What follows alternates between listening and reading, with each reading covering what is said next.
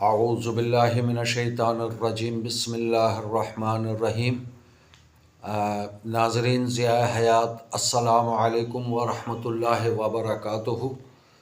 آج جیسا کہ میں نے آپ کے خدمت میں کل عرض کیا تھا کہ میں آئندہ خوابوں کی تعبیر کے حوالے سے عرض کروں گا، تو خواب کے حوالے سے یہ میری گزارش ہے کہ اگر آپ لوگوں کو بھی جو بھی خواب آتے ہوں، اگر آپ مناسب سمجھیں تو مجھے کمنٹس میں شیئر کر دیا کریں۔ ممکن ہوا تو میں ان کے جوابات بھی دے دیا کروں گا۔ گو کہ میں معبر نہیں ہوں، یعنی خوابوں کی تعبیر عموماً نہیں بتایا کرتا، لیکن تجربات کی روشنی میں یا کتاب کے ذریعے کہیں سے تلاش کر کے میں آپ کی خدمت میں ضرور پیش کر دوں گا۔ دوسری گزارش یہ کرنی ہے کہ آپ سب کا بہت بہت شکریہ جنہوں نے مجھے سبسکرائب کیا۔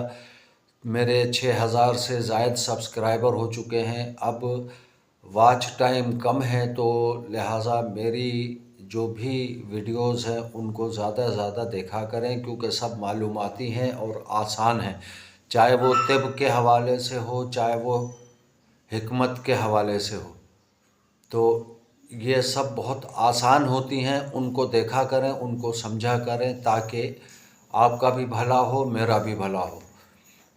بہرحال اب میں خواب کے حوالے سے آپ کی خدمت میں پیش کرتا ہوں کہ کیونکہ خواب جو ہے بچے بوڑھے سب دیکھتے ہیں، تاہم نیک اور صالح لوگ جو ہیں وہ پچھلی شب میں جو خواب دیکھتے ہیں وہ اکثر صحیح اور سچے ہوتے ہیں۔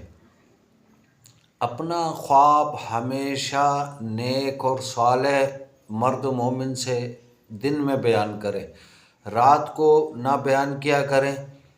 اور جو بھی اگر خود بھی کوئی تعبیر لینا چاہیں تو ہمیشہ یہ کہا کریں کہ چاہے کیسا بھی خواب ہو تو اس کو یہ کہیں کہ اچھا ہے۔ سنت طریقہ تو یہ ہے کہ اگر آپ کو کوئی خطرناک ڈراؤنا خواب نظر آئے تو بائیں جانب جو ہے 3 مرتبہ دھتکاریں اور درود شریف پڑھ کر پھر سو جائیں، اور تعبیر سے لیں، لیکن دل سے جو ہے وہ گڑھ کر بلا وجہ کا خواب بیان نہ کیا کریں۔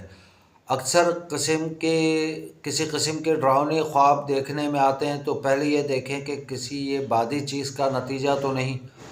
پیٹ میں عام طور پہ گرانی ہوتی ہے تو اس قسم کے خطرناک قسم کے خواب نظر آتے ہیں، یا خواتین کے کچھ معاملات ہوتے ہیں، اس کی وجہ سے بھی ساری رات خواب خطرناک قسم کے نظر آتے ہیں جو ڈراؤنے ہوتے ہیں، تو یہ احتیاط ضرور کیا کریں۔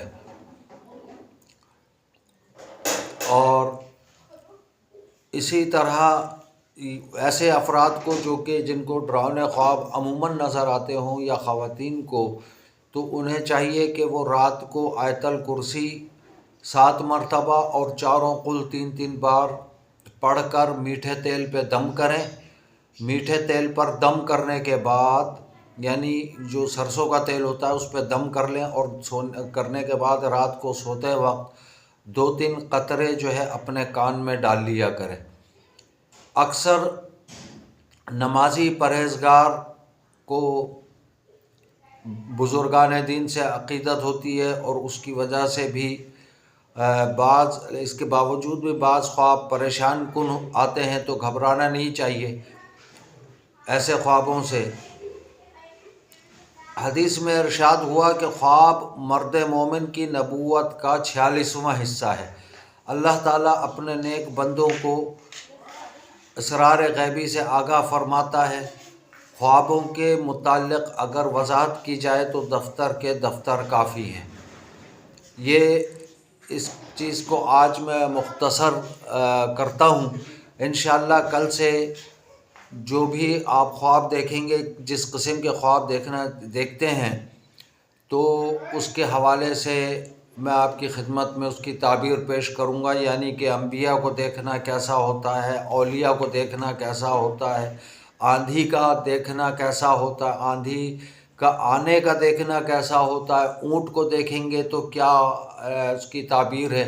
تو اس قسم کے خواب میں آپ کی خدمت میں عرض کروں گا ان کی تعبیر۔